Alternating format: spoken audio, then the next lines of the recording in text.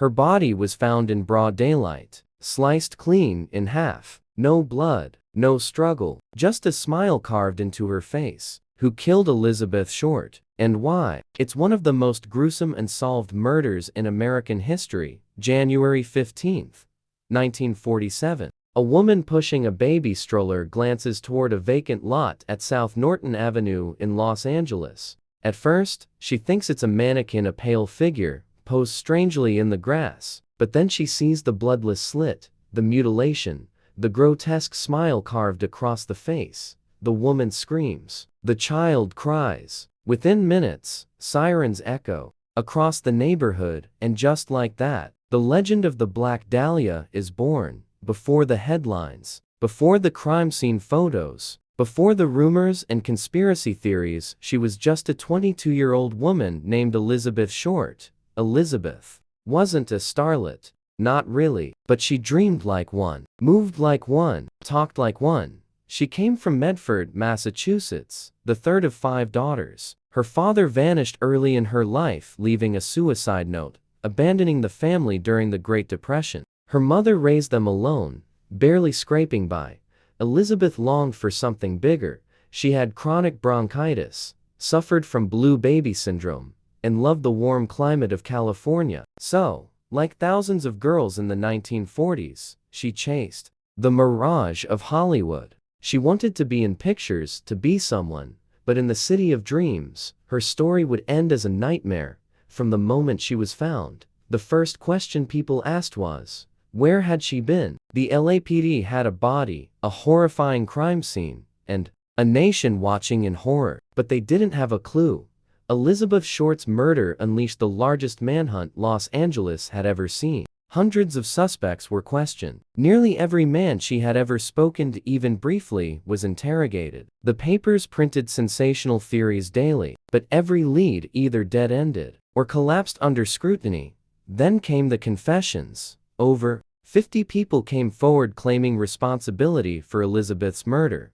Some did it for attention. Others were mentally unstable. A few simply wanted a free meal and a bed from the police. One man even walked into the LAPD headquarters holding a newspaper and said, "I did it." When questioned, he didn't know any of the details. Another wrote a confession from jail. He was serving time for check fraud in San Francisco.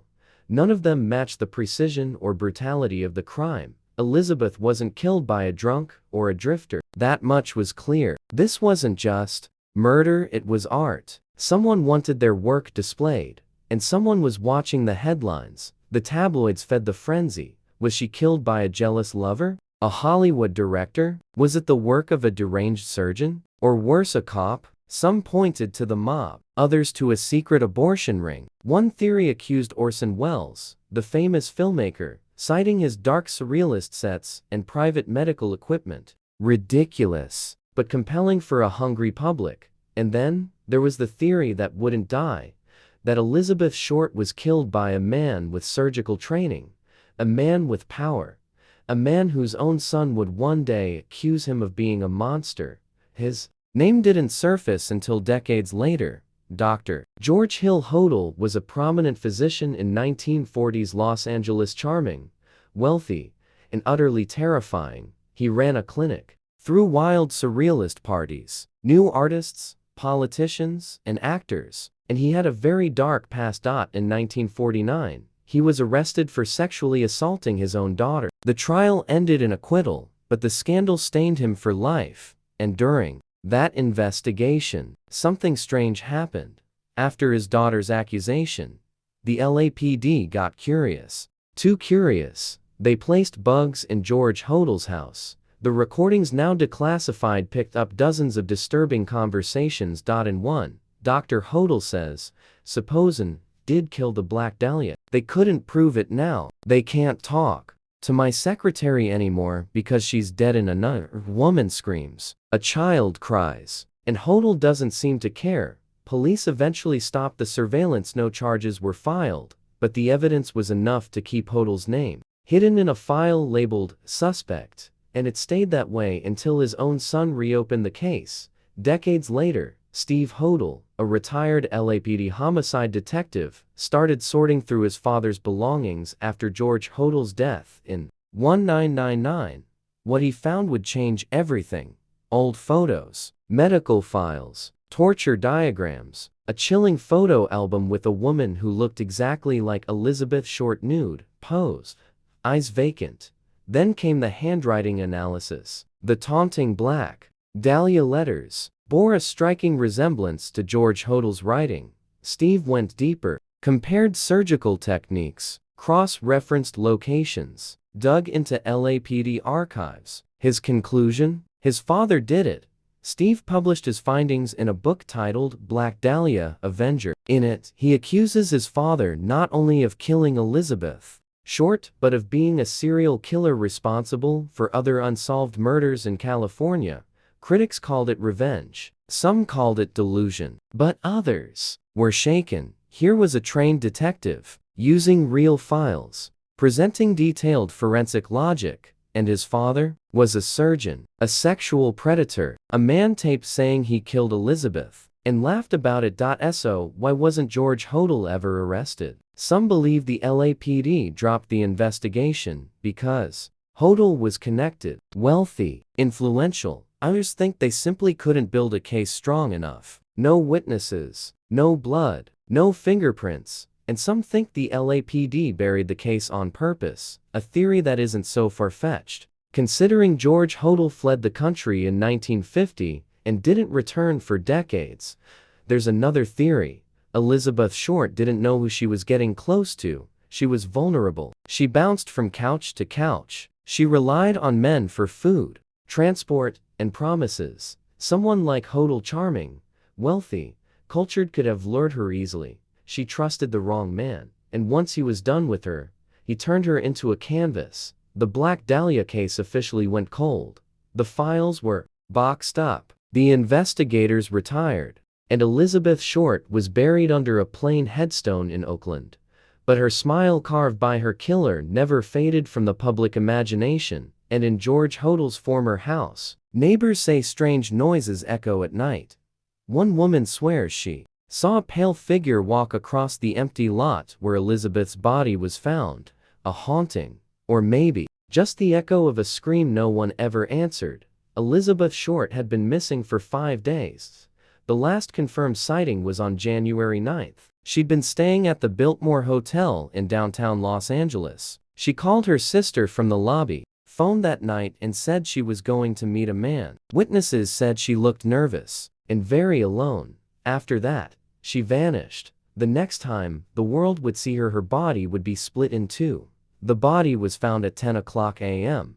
The torso was severed just above the waist. There were cuts on the thighs and breasts, rope marks on the wrists and ankles. Pieces of flesh had been removed. The killer had posed her arms above her head and spread her legs apart. And most famously, he'd sliced her mouth from ear to ear in a gruesome smile. But here's what made this case different. There was no blood. None. Investigators determined the body had been drained, washed, and scrubbed clean. This wasn't a frenzy. It was surgical, controlled, and whoever did it wanted it to be found. The press went wild. Reporters swarmed the LAPD. Rumors spread like fire. And then someone coined the name, the Black Dahlia, play on a 1946 film noir called The Blue Dahlia, and Elizabeth's preference for black clothing and dramatic makeup. It stuck, and it helped turn Elizabeth Short from a tragic victim into a legend. The LAPD assigned 750 officers to the case. More than 150 suspects were questioned. The coroner estimated Elizabeth had been dead for 10 hours before she was found. Her cause of death? Lacerations to the face and cerebral hemorrhage. She had been tortured, likely tied down, possibly unconscious, but there were no fingerprints, no eyewitnesses, and the body had been dumped, not killed there. Then came the letter. 3 days after the body was found, the Los Angeles Examiner received an envelope. It was made of cut-out letters, like a ransom note. Inside, Elizabeth's birth certificate, her social security card, her address book, personal photos. Everything had been carefully wiped clean. The killer had mailed her belongings to the newspaper because he wanted attention. That same day, a man called the Examiner's editor. He said, "Expect more." The investigation would spiral into chaos. Theories emerged, suspects disappeared, clues pointed in every direction. But decades later, the core questions still haunt us. Who was the man on the phone? Why was Elizabeth Short mutilated so precisely? And most of all, what was the real motive behind the Black Dahlia murder? Because this wasn't just a random killing. This felt personal. And maybe, just maybe, the killer was someone the world already knew. The murder was horrific enough. But the aftermath? That's where the real damage began. Elizabeth Short wasn't just murdered. She was consumed. Not by her killer, but by the press. By Hollywood. By the very city she thought would make her a star. And in the decades since, the story of the Black Dahlia has only grown darker, stranger, and more symbolic of everything wrong with America's obsession with fame, beauty, and violence against women. The Los Angeles Examiner was the first to get the scoop, and they played dirty. They called Elizabeth's mother and pretended her daughter had won a beauty contest. They asked for personal details, her childhood, her dreams. Then they broke the truth. Elizabeth was dead, brutally mutilated. The press didn't stop there. They printed every rumor, every accusation. They labeled her a party girl, a man-eater, a drifter. Some headlines suggested she got what was coming, as if she'd asked for it. They never mentioned that she was broke, that she'd been sleeping on floors, that she wrote desperate letters home saying, "Mom, don't worry, I'll make it." Instead, they gave her a myth. The Black Dahlia became a symbol. She was young, pale, raven-haired, beautiful in that 1940 seconds pin-up way. But her murders so grotesque, so theatrical, blurred the lines between fantasy and horror. Hollywood noticed. Dozens of films, novels, and documentaries have reimagined Elizabeth's story. Brian De Palma's The Black Dahlia, James Ellroy's crime fiction twist, Ryan Murphy's American Horror Story, where the Black Dahlia's ghost wanders the halls of a haunted mansion. But here's the problem. The real Elizabeth Short was lost. She became a prop, a puzzle, a fetish, something to project onto. And nobody wanted the truth if the lie was more thrilling. Every few years, her name trends again. A new theory, a new documentary, a Reddit thread claiming to solve the case. People are still Googling, who was the Black Dahlia killer? Why wasn't the case solved? Was it George Hodel? Was Elizabeth a prostitute? She wasn't. Is the house haunted? Why? Because the case represents something we're afraid to admit. That behind every starlet is a shadow. That beauty invites danger. That a city like Los Angeles can chew you up and spit you out, and then sell the story for 25 cents. Her friend said she was soft-spoken, a romantic. She loved movies, but couldn't act. She wanted to marry a soldier and settle down. She carried a suitcase full of letters and photos. She told people she had a fiancé who died in the war. That wasn't true, but maybe she needed the story. Elizabeth Short wanted to matter. Instead, she became the face of a cautionary tale. Many believe the killer was someone she trusted, someone who watched her struggle, then took advantage of her desperation, someone who turned her body into a message cut clean, posed, drained, displayed. But here's what makes it worse. Whoever did it might have done it again. In 1946, just 1 year before Elizabeth's death, a young girl named Suzanne Degnan was found dismembered in Chicago. Her killer had written a taunting message in lipstick. "For heaven's sake, catch me before I kill more." Sound familiar? Then came Jean French in 1947, found beaten and posed on a roadside. The word BD Black Dahlia scrawled on her body in lipstick. And then there were others. Always women, always brutalized, always unsolved. Was it one man, a cult, a ring, or had Elizabeth's killer inspired imitators? Steve Hodel, his son, thinks so. He links George Hodel not only to Elizabeth's murder, but to several others across California and Asia. In fact, after fleeing the US, Hodel lived in the Philippines for decades, where he allegedly continued his crimes. There's even a theory that he was the Zodiac killer, Far-fetched? Maybe. But in a case like this, nothing feels too far. In the early 2000s, under public pressure, the LAPD briefly reopened the case. They reviewed old files, re-examined suspects, but made no new arrests. An official said off record, "We'll never solve it. Too many people lied, too many files disappeared, and everyone who knew anything is dead." So they closed the file again. And just like that, justice died a second time. Today, Elizabeth Short's grave is covered in flowers. Visitors come from all over the world. Some leave poems, some leave lipsticks, some say they feel her presence, but no one ever leaves with answers, because the Dahlia wasn't just killed. She was buried in secrets, and somewhere out there, whether in memory or myth, her killer still smiles. What if the truth about the Black Dahlia murder wasn't lost, but hidden? For decades, people assumed this case was just too old, too messy, too complicated, that the killer was clever enough to vanish without a trace. But what if that's not the whole story? What if someone inside the LAPD made sure it stayed unsolved? Let's start with the basics. The crime scene was massive. Her body was displayed in a vacant lot. The killer had washed her clean. Yes, but there should have still been trace evidence: hair, soil, insects, drag marks, footprints, tire impressions. Instead, almost nothing. And no blood, no skin under her fingernails, no fabric threads from the rope used to bind her, and worse, the few clues the police did collect have disappeared. According to LAPD records, Elizabeth's handbag missing, her shoes gone, the photos taken at the coroner's office, some never made it to the archives, key letters sent by the killer misfiled or lost, the original suspect lists partially destroyed in a flood, or so they claim. And that's not just sloppy, that's obstruction, because these weren't just random items. They were the exact things that could have pointed to a suspect. One ex-detective said, "It's like someone took a vacuum to the evidence room." Remember, this was the LAPD of 1947, a department plagued by racism, bribery, organized crime infiltration, and political games. Officers were on mob payrolls. Cases were bought, sold, and buried. And in the middle of all that, a case that could embarrass the city.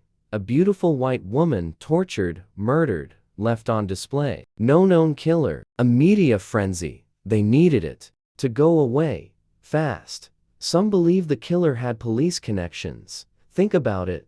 The body was posed like a warning. The killer knew how to avoid surveillance.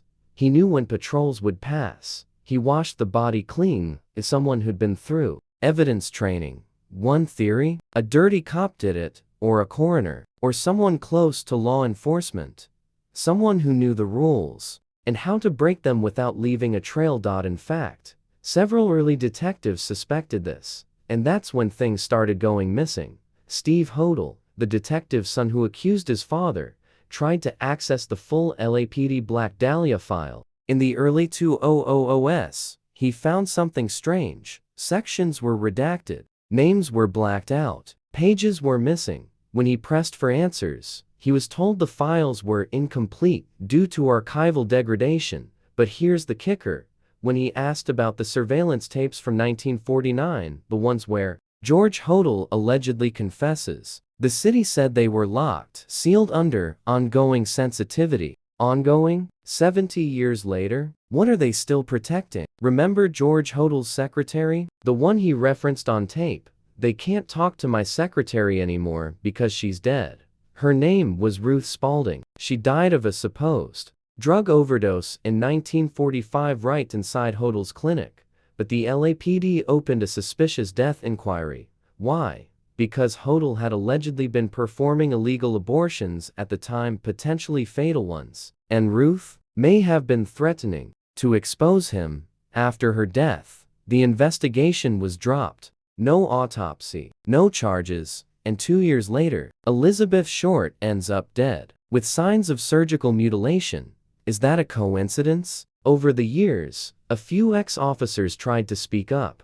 One cold case detective anonymously told a journalist in 1989, "The Black Dahlia? That case was closed behind closed doors." Higher-ups shut it down. We were told, let it go. Another said off record, there are people in those files you don't want to mess with. Old money, old names, and then there's the cryptic note, found in one archive box, DA's file compromised. Stop digging. If George Hodel was the killer, and many believe he was, it's possible the LAPD didn't want a scandal involving an elite doctor with ties to politician possibly involved in underground procedures and linked to other powerful men. Arresting him would have set fire to the whole city. So they watched, listened, then let him flee to Asia. The doctor's escape. A man who knew too much. After the 1949 investigation, George Hodel left for the Philippines. He practiced medicine there for decades, living in luxury, untouched by the US government. No extradition, no interviews. He never returned to face questioning about Elizabeth Short. It's as if they let him go, and he died in 1999 wealthy, unpunished, and free. People say it doesn't matter now. It's been too long. Everyone's dead. There's no DNA, no witnesses, no trial. But it does matter, because what happened to Elizabeth Short is still happening today. Women are still being blamed for their own deaths. The rich still get protected. And the system still decides which cases matter and which ones quietly fade. Walk through Los Angeles today, and you'll find her in murals, in podcasts, in haunted tour buses, in the cold air of South Norton Avenue, where the grass still grows crooked in the dirt where her body was left. And if you stand there long enough, some say you'll feel it, not just fear, but silence. The silence of an answer the city never wanted you to hear. Subscribe, like, share, and drop your comment below.